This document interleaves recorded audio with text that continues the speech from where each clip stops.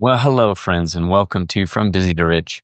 As we approach the end of the year, this often serves as a great time for reflection and future planning. So this week, we wanted to reshare with you an interview we had with Carl Richards, starting with the fundamental question, what is real financial planning? We hope you enjoy. Welcome, everybody. It is great to be here with you again. Wes Young here. No Andy today. He's on a little bit of a break. Got Justin with us. And then I'm going to introduce a really special guest we have on today. As usual, this is the From Busy to Rich podcast. Today, as I said, we got a special guest. And he's not only what I believe one of the preeminent thought leaders in the financial space. You should be familiar with most of his work. Most of you will be.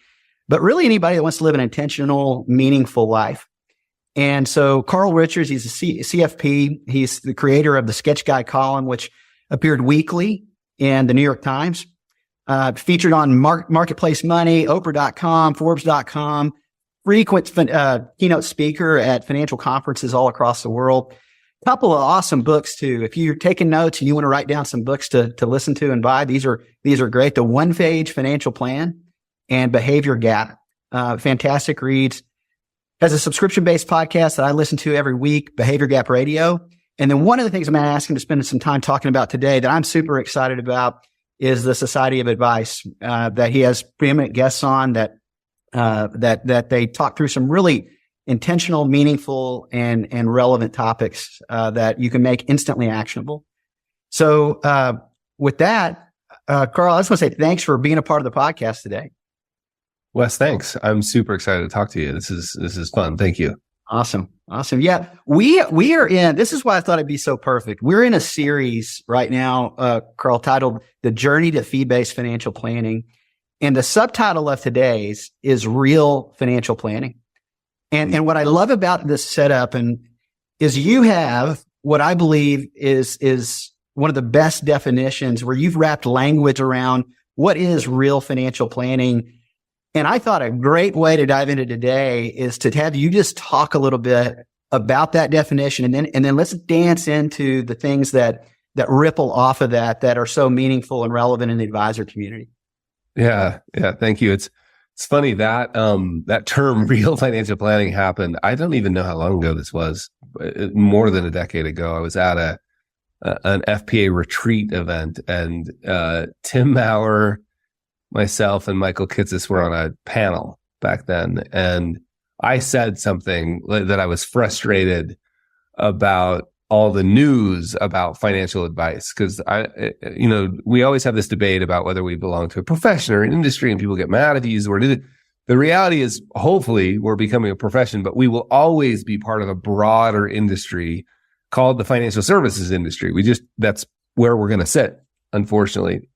And all the news stories about what financial advice looks like if you read the Financial Pornography Network or the Financial Circus, you're not hearing yourself described. I remember feeling like, and I said that from the panel discussion, I said, it's like there's this secret society of real financial planners. Yes. And it's funny because at retreat, I don't know if they still do this, but you used to be able to self-organize. Like there was parts of the agenda where you could write on a board, and you'd say, I'm going to meet out here by the table by the tree, and we're going to talk about this. Somebody put real financial planning on that board. And I was like, oh, that's interesting. Let's go talk about it. And there were people I had looked up to forever there, past presidents of the FPA, and what we'd sat around saying was like, what is real financial planning? And I remember just being so surprised that I wasn't the only one that didn't know how to define it. And then the column of the New York Times started, and one of the most common questions I got was like, because is it insurance sales? Is it this? Is it that? Is it like, so that's what I've been thinking about it for a decade. And I think real financial planning to me, and who am I? Like, I don't know. This is my definition, is it's a Venn diagram. And one circle says use of capital, your use of capital. And that capital has an asterisk. And the asterisk says time, money, energy, and attention. So your use of capital, and those are the four forms of capital I think about most. I think talent could make an argument there, but I like attention. Your use of capital, aligning your use of capital with what's important to you. So the other circle says what's important to you. And that overlap, aligning your use of capital with what's important to you is how I think. And the reason I love that definition is because it's much more expansive than, money. And it's also, at least it suggests to my mind, that this is a never ending process. This process of alignment is it's never going to end. Like I'm learning new things about how I want to use my time, money, energy, and attention every day. I'm learning that things that I used to love, I don't love so much. Things that I never even thought of have become incredibly important to me. And that's going to change again tomorrow. So there's this never ending process of alignment and realignment of our use of capital with what's important to us. So that's how I think about real planning. I love that. And a couple of quotes come to mind that I think are so in line with that thinking. One of them is, and I think you know him, Chip Heath, who has written a lot of great books with his brother. But he wrote this, a plan is useful in that it's proof the planning process is taking place. The planning process is all about dancing with the right issues. And when you use the definition of real financial planning being about the alignment of the use of capital with what you really care about, what can be more important than what issues are more important than what you really care about in that alignment? So I love that. I think it's such a living expression of that, because I think sometimes we hitch ourselves to, we inherit a goal. We inherit a way of approaching this business instead of defining it. And we spend our lives really doing a lot of work sometimes with very good intention, but not moving in the direction of what ultimately matters most. So I love that, Carl. Yeah, that's a huge challenge. I think it's like the challenge of life. And, Stephen Covey pointed to it decades ago. Like the last thing you want to do is spend your whole life climbing a ladder only to find out it's leaning against the wrong wall. And I'm having so many of those conversations right now. It must be part of the age cohort I'm part of, but like between 45 and 55 years old, it's almost every week. I live in Park City, Utah. Lots of people come here for vacations. They find out about my work. They'll say, hey, I'm coming to Park City. Could we meet? I would go meet. I try to meet at the same coffee shop or on the same trail. So it like embeds the emotional patina of these conversations because I know what's happening next. They look around to make sure nobody can hear them. And they say something like, is this all there is? Right? Like I did all the things that I was told to do. And yet this doesn't feel like happy to me. And I think that is just a pointer at the need to get clear. It's funny, what's important to you, that side of the Venn diagram, what's important to you. I always thought that would be the like easy part. Like it turns out for almost all humans, we don't know. And we had Luke Burgess on the membership call. We do this monthly call. And Luke Burgess came on to talk about his book, Wanting. So good, like life-changing book about mimetic desire. We don't know what we want. Like we just, like you mentioned, we inherit goals. We do it because we saw it on Instagram. Like, and adults would never admit to that, like peer pressures for kids, but we do exactly that. And it can be a little more sneaky, like the neighbor buys a boat and you don't find yourself saying, I need to keep up with my neighbor. I'm going to buy a boat. But what happens is there's just this little teeny thread of permission of like, oh, if they have a boat, maybe I want a boat. And then it creeps in on you. So if you can have somebody in your life, like a financial planner who can say, hey, are we sure?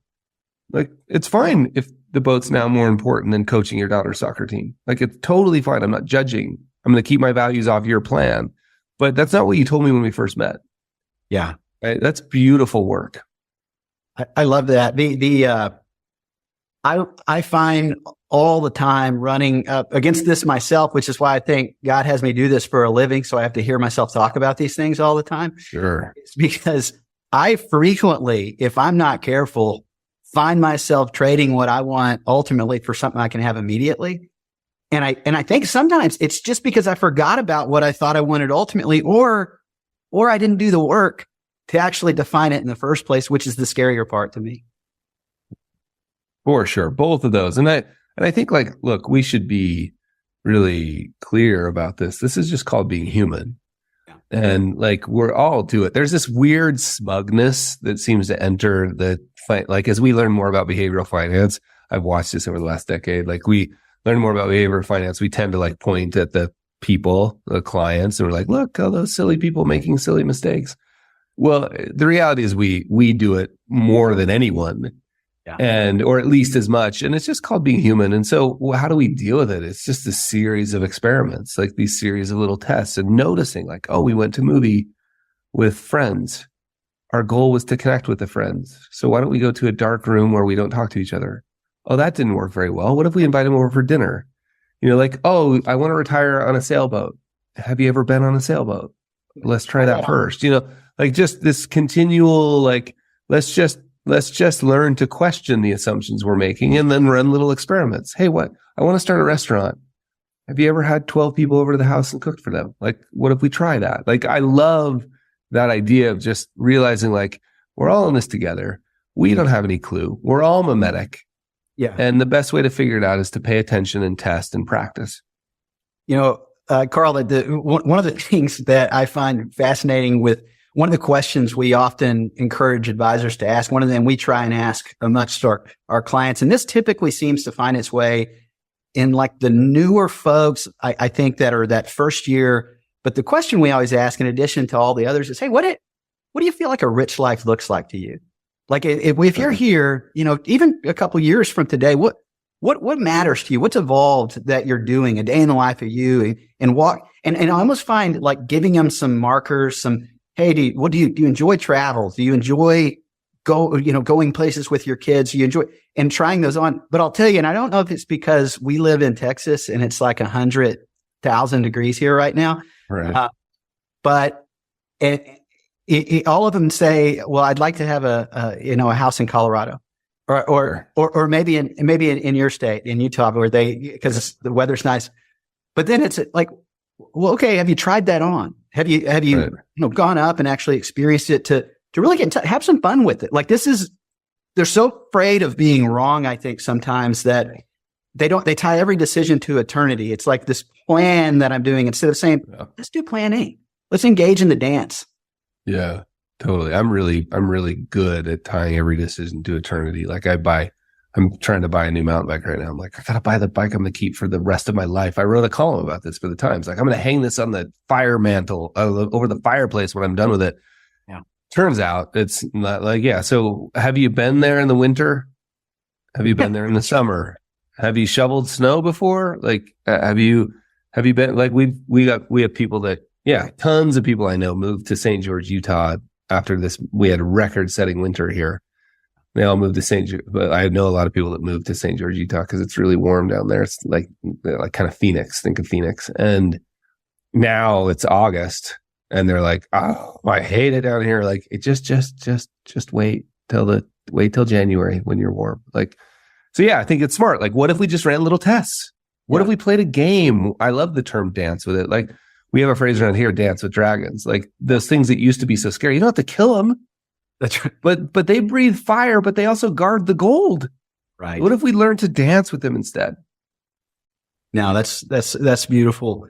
I'd like to ask you to talk a little bit about the idea of defenders versus guides as we kind of parlay into this real definition of financial planning, if you would. Yeah. So often when we think of financial planning as my favorite example, Morgan Housel introduced me to this example, was the Mars rover. I gotta go get the numbers right, but they launched it. It was going to land. I think it was like, let's just call it 10 years. It might've been 8 years. It's going to land 8 years, 10 years later. And they, when they launched it, they said like, here's the forecasted landing date. And it was within like 4 hours. So it was 99.9999997% accurate. Like, that's amazing. Well, that's called physics. And what Richard Feynman said, which is hilarious, he said, imagine how hard physics would be if electrons had feelings. Right? And so often we come to financial planning with that expectation. We expect, because we were taught it was math. It's math. Yeah. Like it's physics. It's as close to physics as it can get. Turns out it's not at all. Like everything about financial planning is what we call a complex adaptive system made up of humans. And, the markets are just a collection of humans. You're human. Your income is based on what the boss thinks. Like everything about it is a complex adaptive system. And so when we approach financial planning, and this is particularly true of the planners, which I know is your audience, the advisors, you think your job is to draw the perfect 30-year line. You think your job is to replicate the landing of the Mars rover.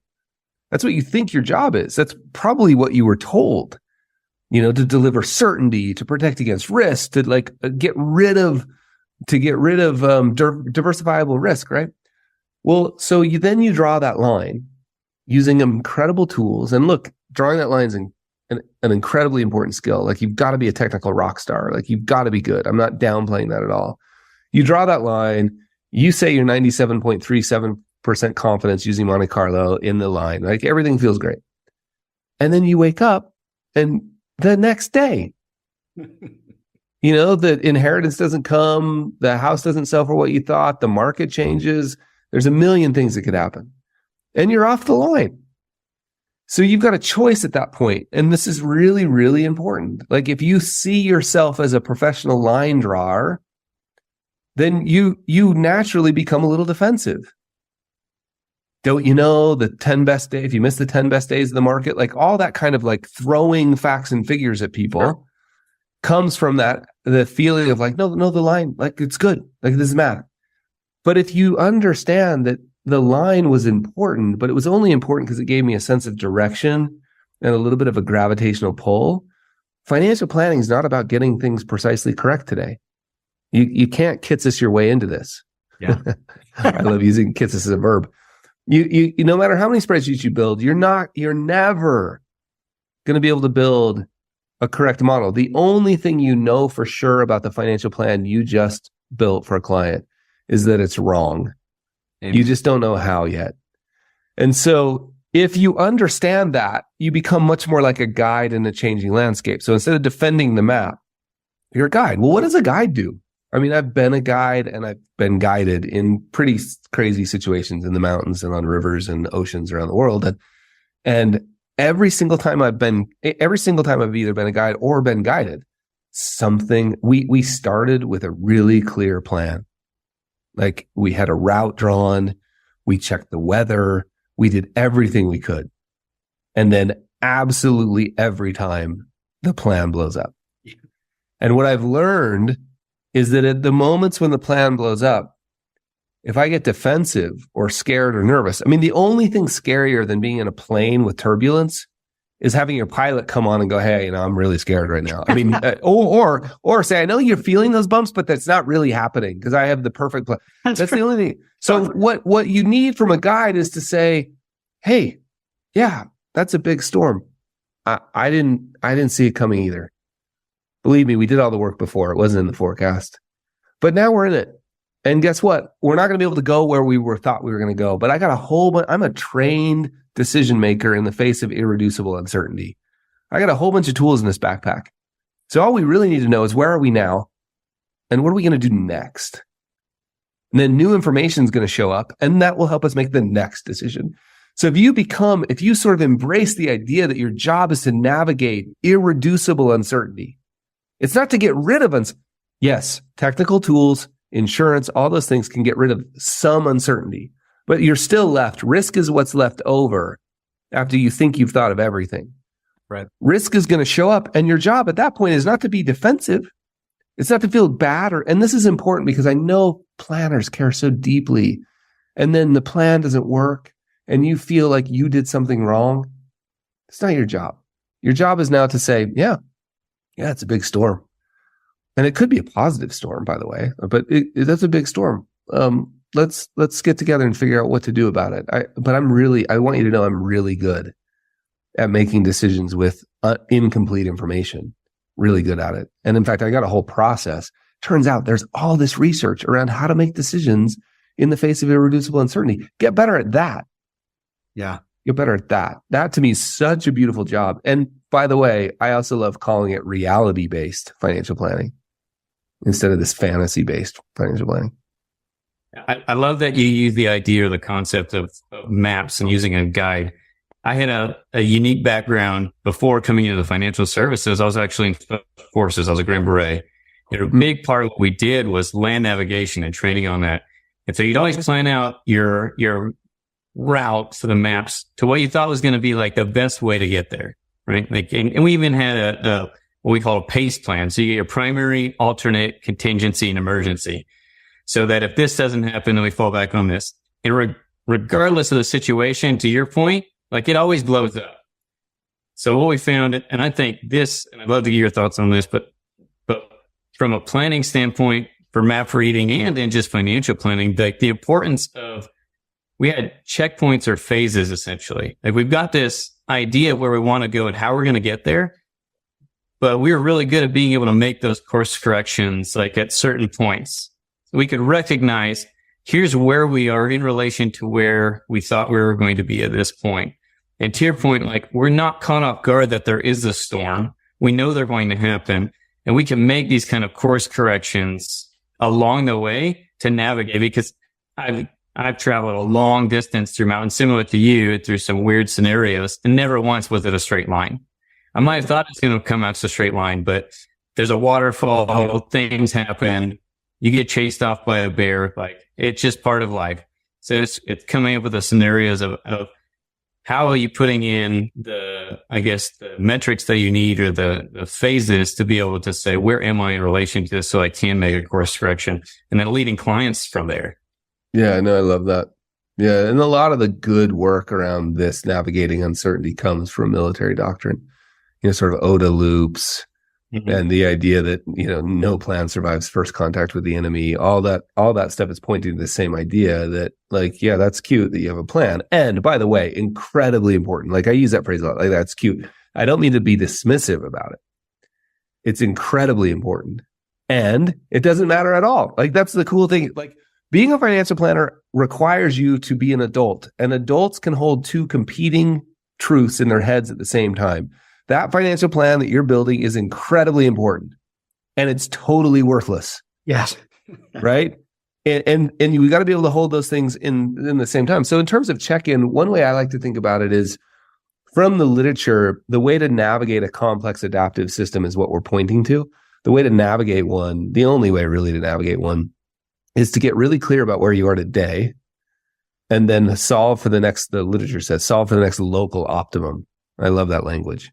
That really just means make the next best step, right? Take the next step. And I like to think of that as a loop, because when you take that next step, new information will show up.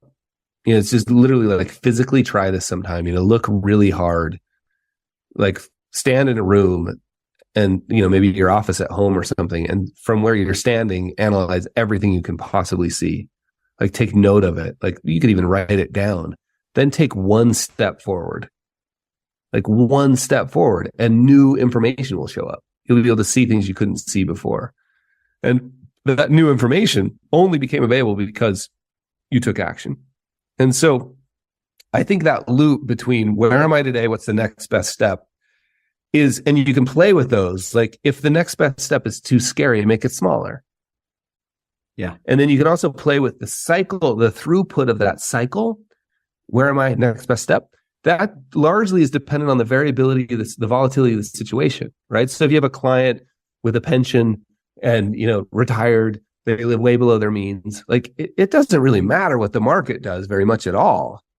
You're meeting once a year, you're double checking, you're saying things like, could you afford to not take a cost of living increase this year? Right? Like that may be like your extreme adjustment because their life is so stable. You may have another client that started a restaurant in 2019. It went super well, and they decided to raise a bunch of money in late 19 to open 11 restaurants in 2020 in the spring. They get them open and everything changed. And now you're saying to them, you call the bank, call me back in an hour. Right. And so the throughput is now like, it could be like every day for 6 months while you're trying to help that client. So you just adjust the throughput of the where am I today, where do I go next, based on the volatility of the client situation. Those could be timed. We have quarterly reviews. Those could be something pops up in your life, call me. and I think we're open to both of those. So that's how I think about that idea, the tactical piece of it. That's awesome. Carl, I want to take a second, and I'd like, if you would, to talk a little bit about the Society of Advice. I know, having got to observe it the way I could see it is so beneficial to a lot of the people that are interested in this content that we're talking about here today. Because they're running practices. They're in varying stages. Some of them are like the brand new, some are in the middle, and some have been doing it a long time.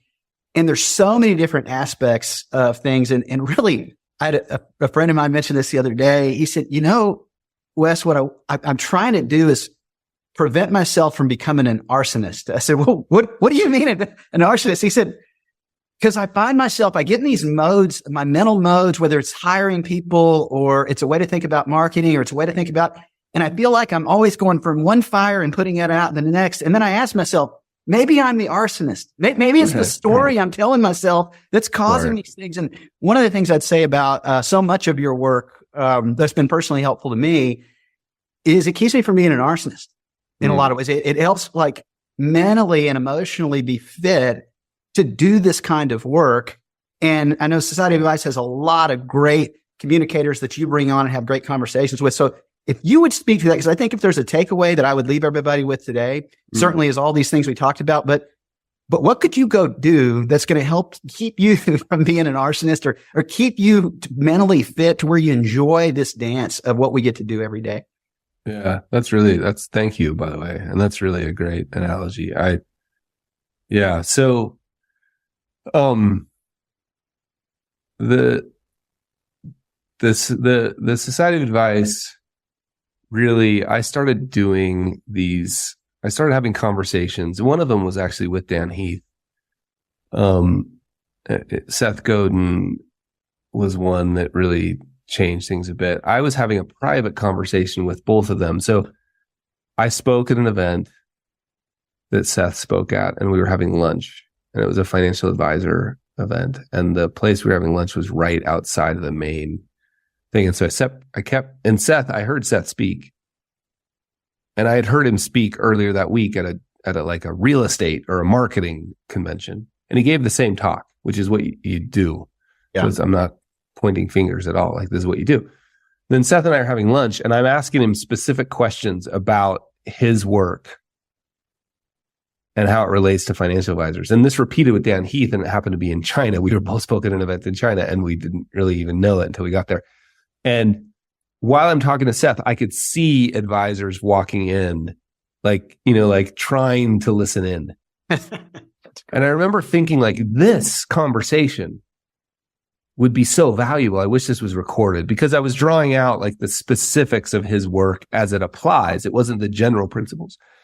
So I held one of those with a guy named Jerry Colonna, who's an amazing, amazing person, amazing coach. His book is called Reboot. So good. And we held it with Jerry, and like 2,000 people signed up for Zoom. I had to increase the thing. That's like a $5,000 call. I didn't realize that like the bandwidth of that was that much money. But that's what we finally, after that, I was like, well, we should formalize this. So we do that every month now. We bring somebody on. And so like this September is Brad Stolberg's new book, Master of Change. This is an insanely good book, and Brad's really, really good.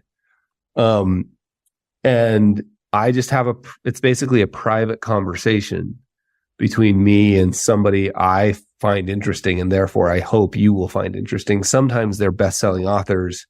Sometimes they're people you will never have heard of that will blow your socks off. Like one of my favorite conversations ever was with my friend Travis Corrigan, who has this thing called the Rejection Inoculation Program. And it was like so good, and nobody would have ever heard of Travis.